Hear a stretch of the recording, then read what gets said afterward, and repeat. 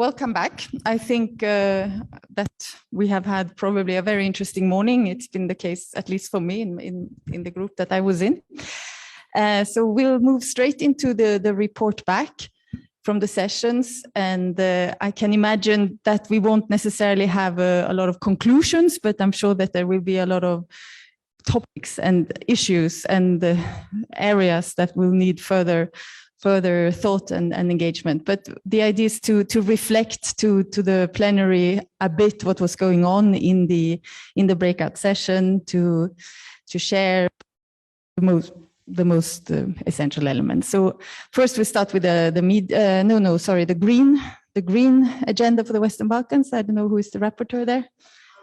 That's you. Perfect. Thank you. So the first panel was on the green agenda for the Western Balkans. The discussions were quite direct, quite informative and interesting. So I'll try really to do my best to summarize in such a way that it's concise and captures the spirit of those discussions. So the underlined plan is a European Investment Plan for the Western Balkans, which prioritizes the green and digital transition of the region, especially after the COVID pandemic. And through supporting regional agendas such as the Sofia Declaration and the Green Agenda Action Plan, in addition to concrete projects such as the EU for Green Recovery Project. However, for this support to be effective, it is key to have CSOs on board, utilizing their expertise and experience, including their perspective in the process of implementation of the Green Agenda. However, despite the wide availability of EU funds for green transition and mitigation and prevention of climate change threats. And one very interesting example was given that this availability of funds is similar to that of Juncker plan for the finance sector after the EU financial crisis. We need to ensure that these funds actually benefit the local communities and respect the principles of social ownership of these funds. So just to see for the rest, so despite everyone agreeing on the importance of including civil societies organizations, two issues need to be immediately addressed. Firstly, to provide the necessary time for their coordination and ensuring that the contributions that they can offer is done in such a way that it is meaningful. And for example, the endorsement of the action plan for the Green Agenda, one of the main complaints of the civil society was that they actually did not have the necessary time to provide their contribution in a way that is meaningful and helps to achieve the objectives of this action plan. So it is important to prevent this from happening in the future and allowing civil society organizations to have the time to coordinate and also to properly prepare for their contributions. And the second issue which needs to be immediately addressed was also the limited capacities that prevent civil society organizations of participating in such a way that is meaningful to reach the objectives of the Western Balkans Green Deal. So please correct me if I'm wrong. So the main conclusion of the meeting is that dialogue involving civil society organizations is important.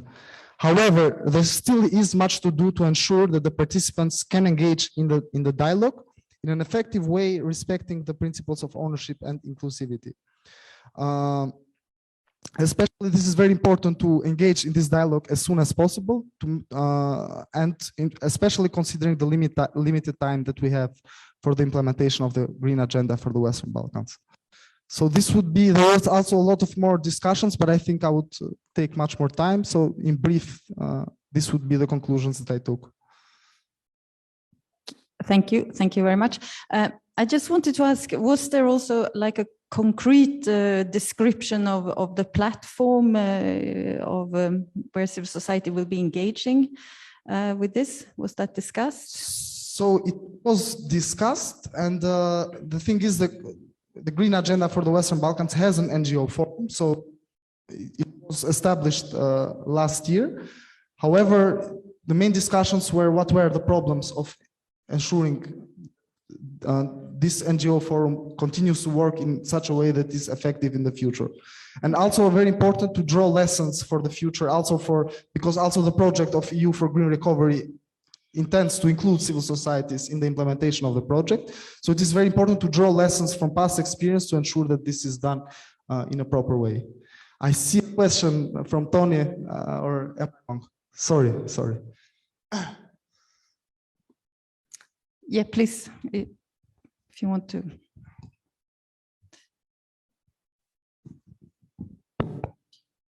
Just as a conclusions, maybe my sense of priorities which were spelled out, if green agenda would be implemented well, but unfortunately without good participation of civil society, that would be bad.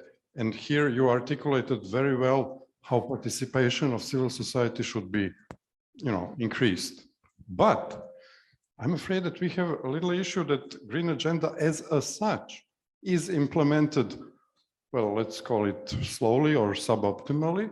And I think we need to recognize that fact as well, because that is the essence of the whole political effort. Thank you, Tony. Thank you. Great. Thank you very much for that. I don't see anybody from the group that feels that something important has been left out. It's fine. Good. Okay, thank you very much. And then we'll move on to the rule of law group that was discussing how the involvement of CSOs can be in this really important area can be made more meaningful. And I have my rapporteur here. The floor is yours. Richard moderated this group and forgot to appoint it. A rapporteur. So I will try to summarize really briefly because I didn't take notes, but just to inform you that in this session we have one representative from DG Near Online and 3 representatives from networks actually of civil society organizations in this region, and all of them are supported actually by with civil society facility, and most of the work that they are doing on regional level, especially the reports and analysis related to these issues are coming from these networks. So we had CELDI network, then Balkan Tender Watch, and Weber project, or dealing rule of law, as I said, anti-corruption, monitoring the public procurements and public administration reform. The discussion, since there were some presentations from recent analysis, especially related to the anti-corruption, the discussions was mainly led to that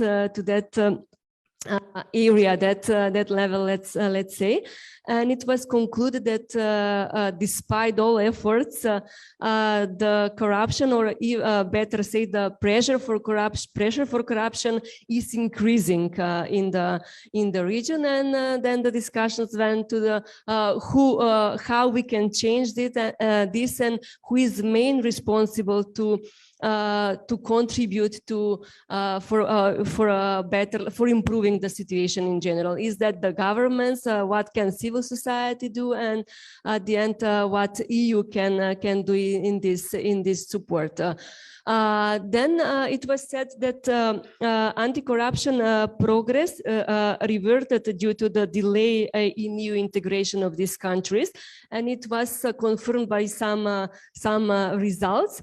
And after that, of course, the questions is the EU the only option for improving the situation with the rule of law and fight against corruption in this region? Obviously not, but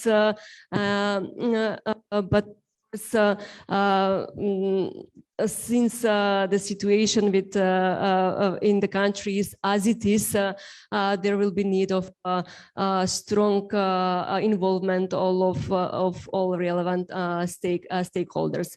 Then the legislation was mentioned. Again, despite all tries to have a better legislation, it was said that in some cases, the policymakers create actually the laws that provide some space for corruption in the country, and make actually the laws that can meet some needs of high level politicians.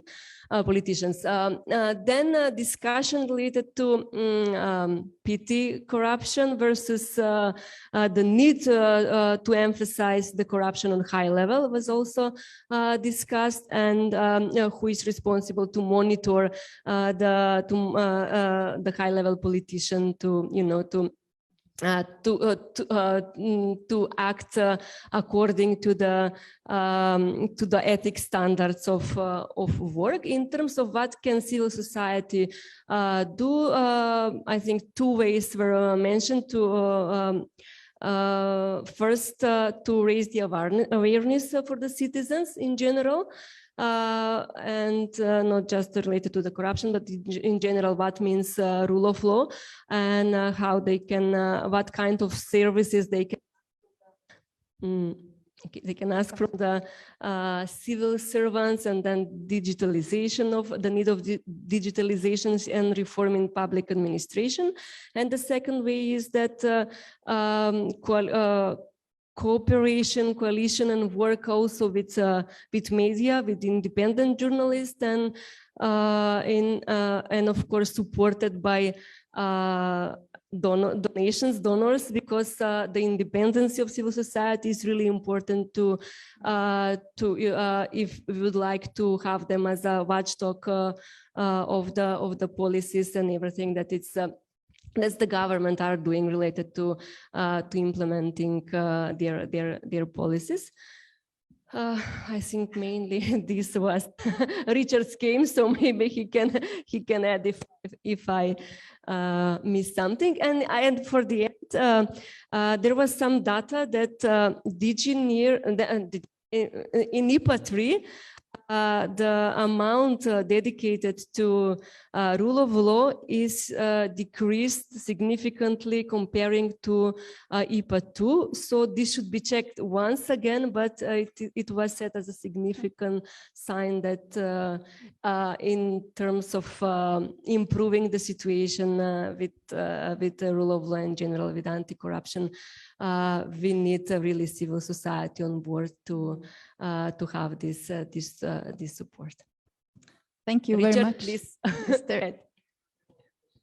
Yeah, okay. It was mentioned the European public prosecutor and the role that she in this case can encourage actually the civil society to inform and to propose if there are some issues related to, I think, to whatever which is on the mandate of European public prosecutors, right? thank you very much. Is there anybody in this group who felt that something was not reported on here?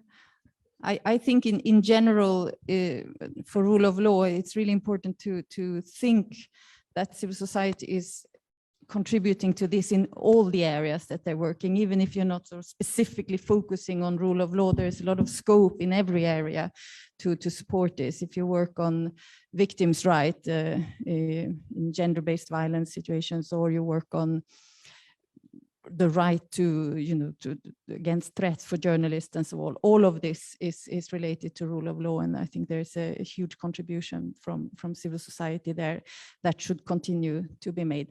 Now, the next group was the one I was in myself. It was a very interesting one, and the first thing to report, I think it was too little time. So it's human rights, anti-discrimination, community resilience, and poverty reduction. And I'd like to invite the rapporteur to come up. You can have mine. Thank you so much. I will try to briefly summarize what we have discussed, although there has been a really vivid and long discussion. So we had 5 contributors to this group, first of which Tanya Ivanova from Reactor, or from the coalition, from the platform EquaPro. She has highlighted the importance of mainstreaming gender into different actions, so to narrow the gender gap, basically. Intersectionality was also mentioned as a crucial thing to be addressed throughout all the actions we are taking. Tanya also spoke about the relevance of evidence-based advocacy by civil society organizations and the importance of inclusion of local and grassroots civil society organization in joint or in common actions together with the national civil society. COVID-19 was mentioned by all contributors as a risk or a factor that has backlash many of the processes or the situation for the marginalized group in society.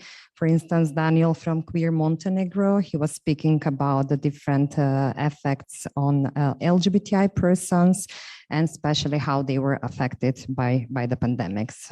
Daniel has also mentioned that the progress when it comes to LGBTI rights, the progress with legal framework was significantly also affected by the pandemic. There was a bit of a discussion about the need of increased donor flexibility when it comes to addressing urgent needs of marginalized people.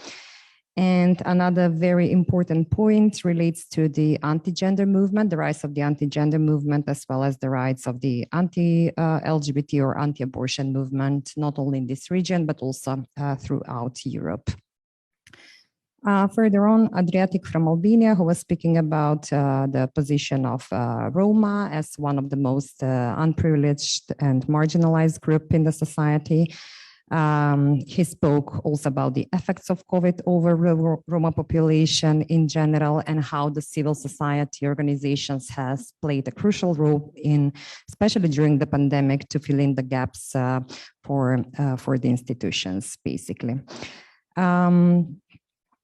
We spoke, Adriatic also spoke about the number of different documents adopted by the governments, whereas the implementation is still lacking, unfortunately.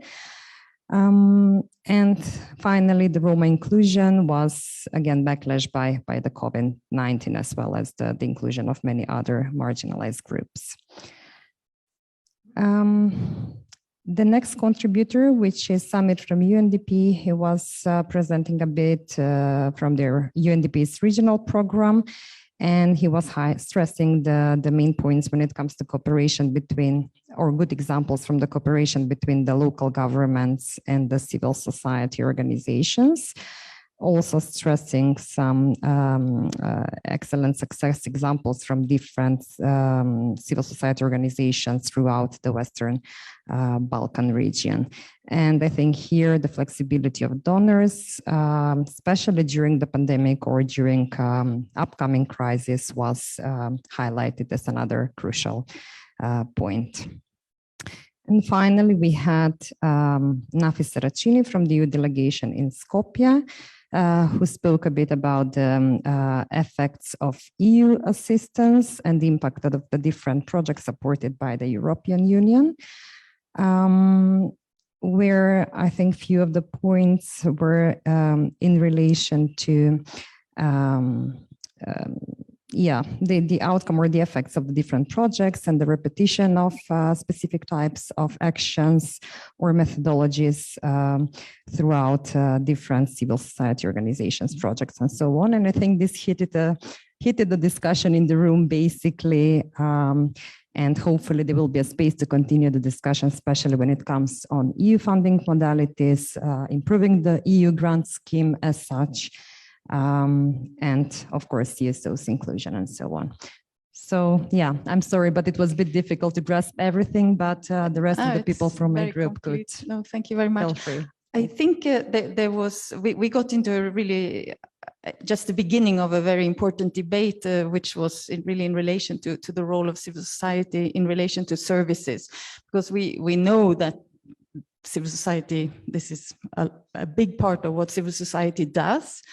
And we support this work. And at the same time, this role that civil society has shouldn't be used as an excuse for states to not do the job that they should do on providing services. And therefore, we got into this discussion on how can civil society best work on the structural aspects for ensuring more socioeconomic inclusion and so on. And I think here this is a debate that will continue. So I don't think we closed it at all, but it's an important one to have. I think there could be maybe some comments from the floor as well. Yes. Or Thanks, from the Nora. group. Thanks, Nora. I was part of this heat debate at the third session. I would like to clarify and to help our, common understanding. We cannot treat European Commission as a classic donor because this is political donor, as many bilaterals that we have. So in that sense, we asked many times for more flexibility, more simplification, and less, rules and criteria. But this is the reality that we cannot, make up ideal instruments for all inclusive society, civil society organizations.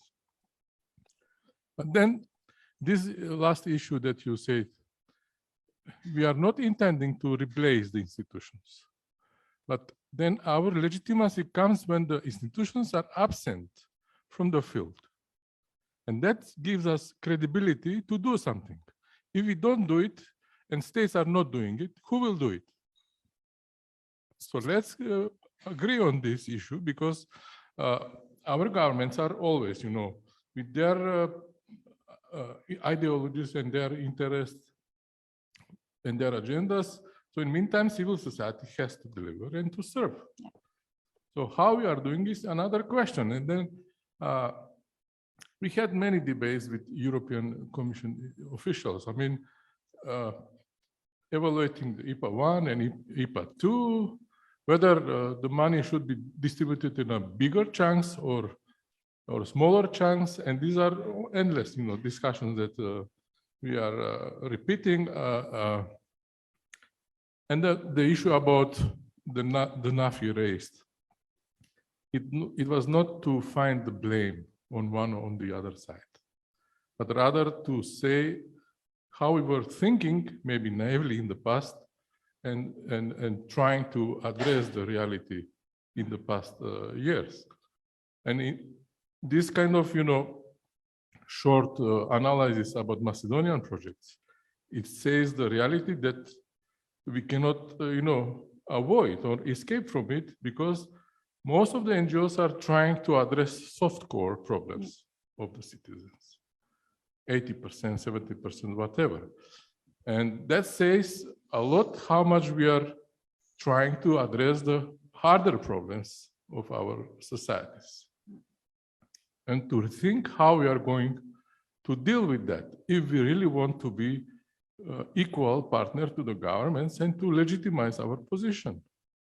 Do we have, I know many organizations who are defining the priorities from their offices. They are rarely present on the ground. And this, miscommunication with the grassroots NGOs who are having the first-hand information and knowledge what is really going on daily level. Yeah. And with those that European Commission is regularly supporting to monitor the governments, but to not have mechanisms to make them accountable, then the question is why we are continuing to do this, to monitor the governments and to not make them accountable. And even in the debate, none of the panelists was mentioning or describing the poverty issues as a hardcore problem of many citizens, not just of marginal groups, but also of the mainstream population. And there was no topic about citizens. And last 2 points. Okay, last I want one. to say, because now we are really in a hard situation, and with this growing nationalism in our region, and we have to admit where this new nationalism comes. And partly for that, I find also the stagnation of the EU accession. Frustrated and humiliated citizens are going back to this nationalist agenda, because all the promises that many governments did, and we also as a civil society, we didn't address and we didn't properly communicate. Our downward accountability to the citizens is not in place. We have kind of internal accountability inside the organization and upward to the donors, but the downward accountability is non-existent. So this is the real issue that we have to think. Thank you. Yeah, we're going beyond maybe what was discussed in the group, but since I'm representing the European Commission, I think it's still important to keep in mind that all the reforms that are pursued for the EU integration, that has to do with things that would be absolutely essential with or without the EU. It's something that countries are doing for themselves, even though it happens to be now in the context of an EU integration agenda, but it's important on its own. I wanted to say just on the cooperation of civil society in the specific area of socioeconomic inclusion, I think there are opportunities coming up because there will be more and more focus on this in terms of sector development in the countries. And I think there's also a strong awareness of the need to have civil society involved in those sector strategies. So I think that's a point to be looking out for. And we should move on to the next group. Thank you very much. And that is for the cooperation between civil society and media. Thank you, Lotta, so much. Good afternoon, everyone. My name is Afrodita, and I'm going to present the findings from the parallel session 4, as Lotta said, on cooperation between civil society and media. Before we start, our contributors to this session were Maria Ristic from BIRN, Ivana Jelaca from Media Diversity Institute, Western Balkans, Adeline Hulan from UNESCO, Ozan Akar, Journalist Association in Turkey, which is here present, Vuk Marash, also here present, Media Association Southeast Europe, and Mr. Tiomir Loza, Southeastern European Network for Professionalization of Media. The reason why this session was initially created is because there are certain aspects of civil society and media to consider, because apparently both these sectors, whether they are in some people's opinion combined or separate, harbor misconceptions about one another. The misconceptions usually include that the civil society has criticism for media, for example, for using insensitive language, or for example, publishing various cases that relate to domestic abuse, but also most importantly, for not publishing their work on a regular basis.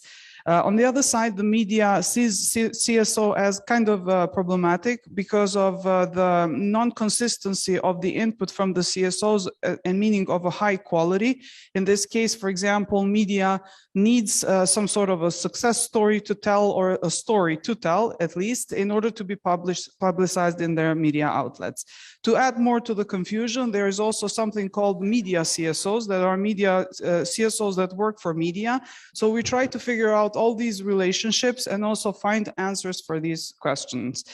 Questions are, how are the CSOs using the media to build constituencies, and vice versa? How are the media using the CSOs to publish their work and increase their relevance to the communities? But also, how are both of these together addressing issues that are related towards the government in terms of accountability and transparency? Also, other aspects, what's the donor's role in bringing them together, or is it deepening this divide? But also, most importantly, what are their both efforts from both sides in making the truth come out and also countering disinformation?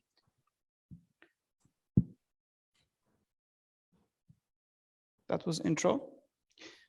Now, I'll be very brief because I know that we have other things to discuss. So, basically,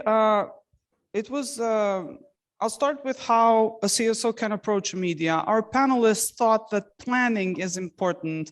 You need some sort of a strategy of where you want your news as a CSO to be placed. In other simple words, you cannot just show up at the media outlet and ask them to publish something for you.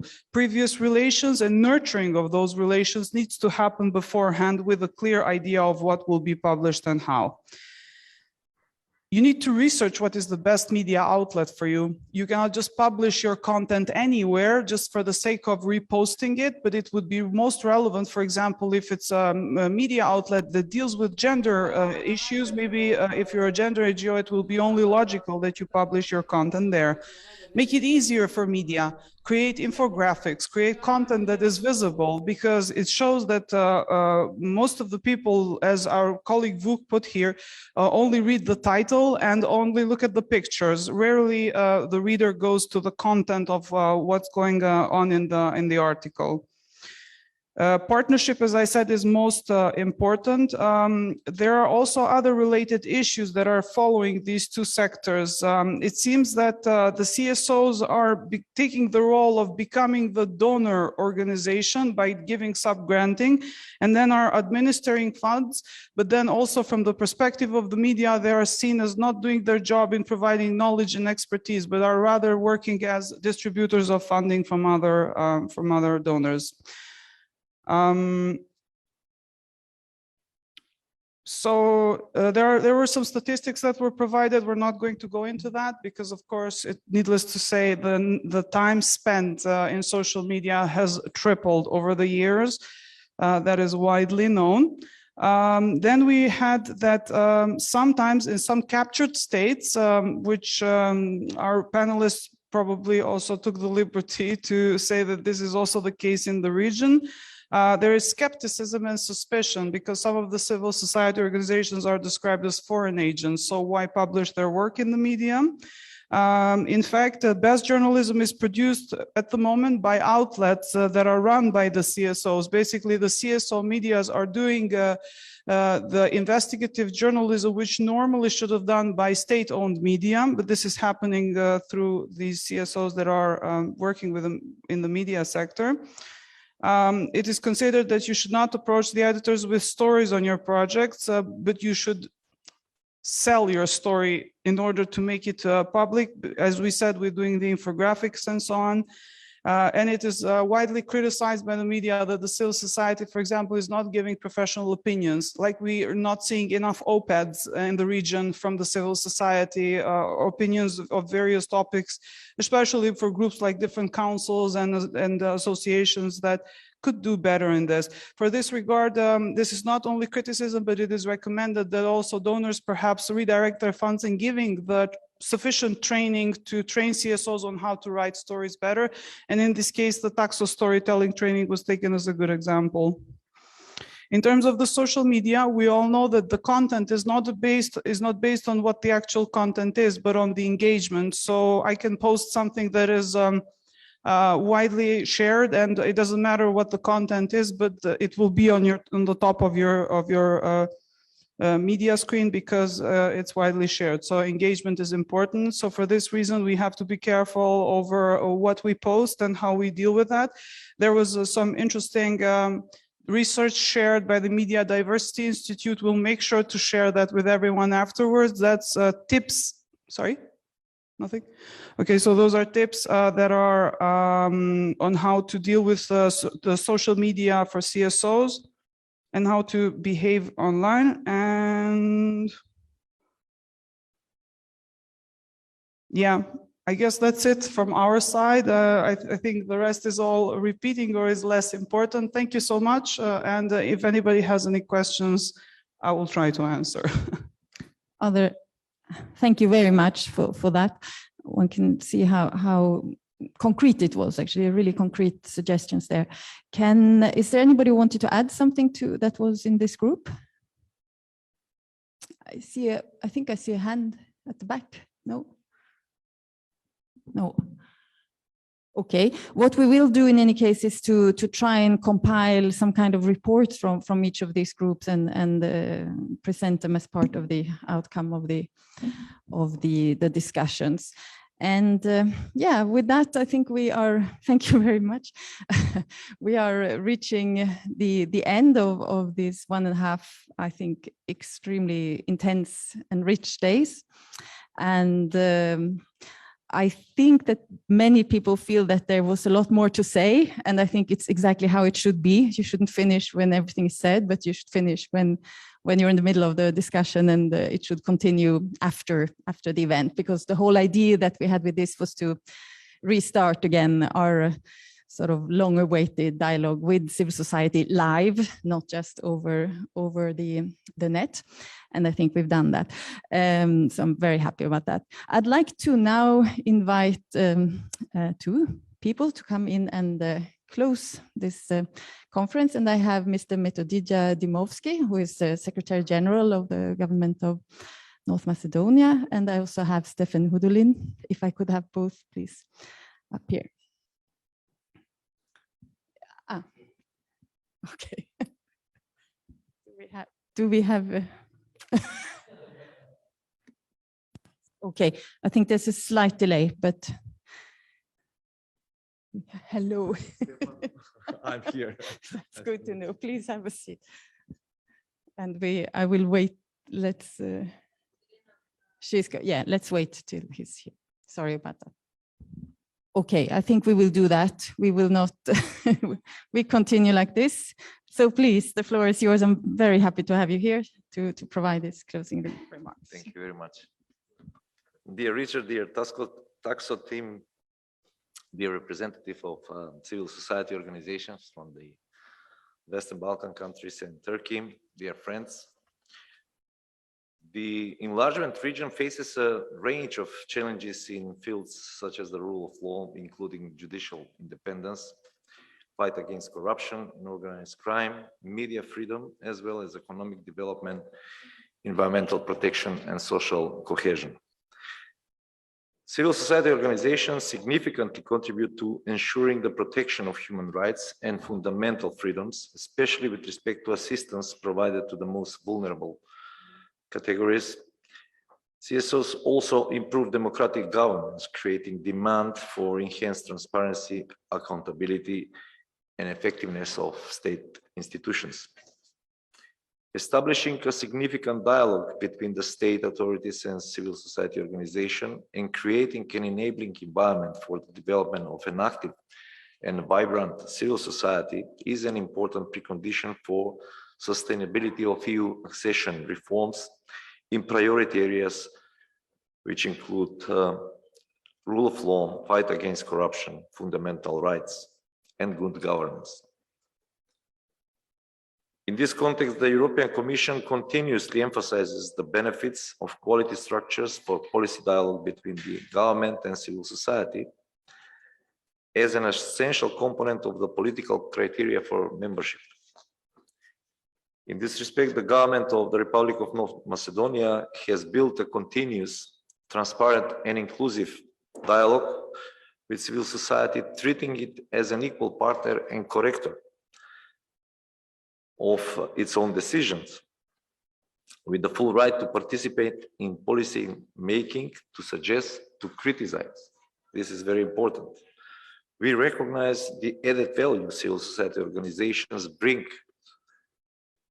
and value their sectoral expertise that oftentimes is lacking in the national institutions. Actually, this was the issue we discussed with Richard during the break. Our national legal framework guarantees the rights of freedom of expression, assembly, and associations, and it paves the way for an enabling environment for civil society organization. Structured participation of the CSOs in policy and decision-making is key priority for the government, as recognized in the current government program of Operation 22-24. We have set multiple structures and mechanisms for cooperation between public authorities and CSOs.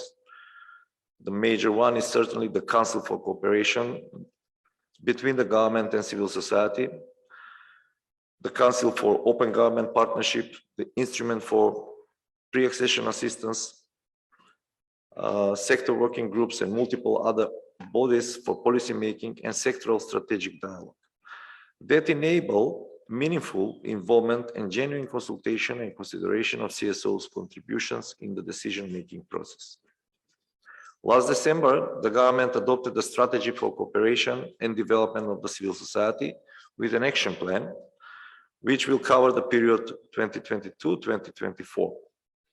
It builds on the activities and measures of the previous strategic document but also explores new, innovative, and creative ways for civil society engagement that will push us as policymakers adopt more transparent, accountable, and inclusive policies.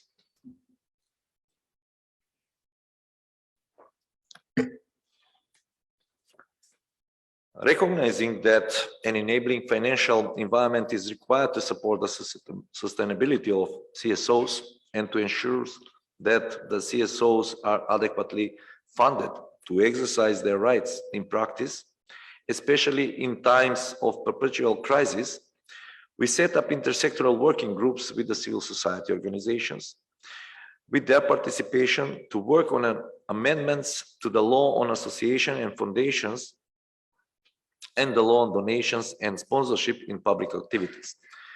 We are discussing the introduction of new favorable tax rules for private donations, direct public financial and non-financial support, so we can further regulate the current legal framework and ensure an enabling financial environment which supports the sustainability of the CSO.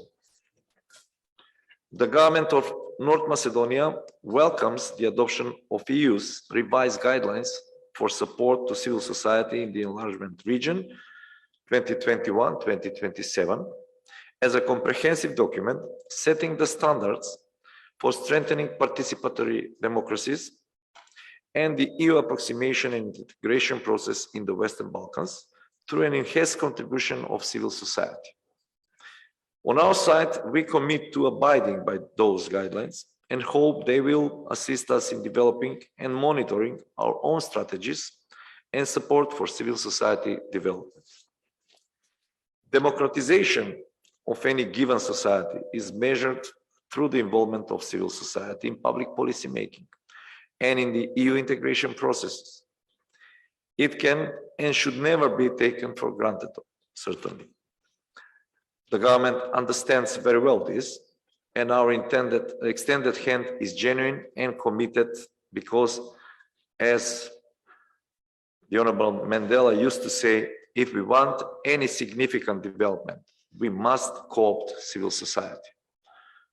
I wish to thank you for your dedication these 2 days, and I hope that our cooperation, not just at national level, but also at the regional level, will be further enhanced and extended with the support, of course, from the Commission and from the regional governments as well. Thank you very much. Thank you. So thank you very much for that, Mr. Dymowski. It seems that I am the one who will deliver the closing remarks on our part. So you've heard a lot of me already, and I think we have a lot has already been said. But since I have the chance, I will do it. To start with, the main reason for having this conference was to be able to come here and launch the revised DigiNear guidelines for support to civil society 21 to 27. And I think we're delighted that we were able to do that. And we are very, very grateful for all the input that we received over these 2 years, all the thinking and comments that went into that. We think that we now have a really solid base for moving forward. Nothing is ever perfect. I know tomorrow one will wake up and say, I wish we had put something else there or there, but we think it's a really good tool that we can now use to move forward. We also think it's a strong expression of the attention and the support and the appreciation of the EU for civil society in the region and the importance of civil society. And that's why we have tried to emphasize that these guidelines is something we hope can support 3 audiences: ourselves in our financial support to civil society, but also in our assessments of the enabling environment that civil society is operating in. Civil society itself to also strive to have an agreement on the topics and issues that we're trying to reach. And also hopefully an inspiration also for civil society on how they can work themselves to become more effective and more resilient and so on, with all the challenges that we know you are facing. And then, of course, governments, as you said, to also take inspiration in these guidelines when you develop your own strategies for support to civil society. So I feel personally that we have now achieved this point. And then the idea with this forum was to hear from civil society what you think are now the key challenges that we have to address. And we had done some guesswork before coming here. We knew we would be talking about socioeconomic impacts of COVID, of the Russian aggression on Ukraine, as well as the rule of law issue, civic space for civil society, and also the more hidden challenge, but a huge one that we have, which is climate change. And I think, so we came to the first session with this sort of in mind, but I think we got a much more sophisticated picture of what is going on. And I think there were extremely useful input coming in that I for sure will be taking back to our work in the future. I think with that, I would basically like to thank everybody. I would like to thank Taxo for all the work in assisting us with the EU guidelines. I would actually also like to thank our previous team leader who did a huge work as well with these guidelines, and our new team leader who is here, and the whole team that have been doing day and night work. And then I'd like to also thank all the participants that came from EU delegations and who participated online, everybody who really put their input into this. So I think that also shows how wide the interest is in civil society. You had participants from the EU side, from different DGs, from different types of units with different types of sectoral responsibility. And I think that's also a recognition of the way we look at civil society, that it's not just one sector that you support with one instrument. It's a sector that we need to work with across all our engagements. So I think, I'm sure I have now forgotten something, but I would like to close here and thank you all so much for this. And I hope we see each other sooner rather than later. And yeah, I think I closed the meeting with that. So thank you. Thank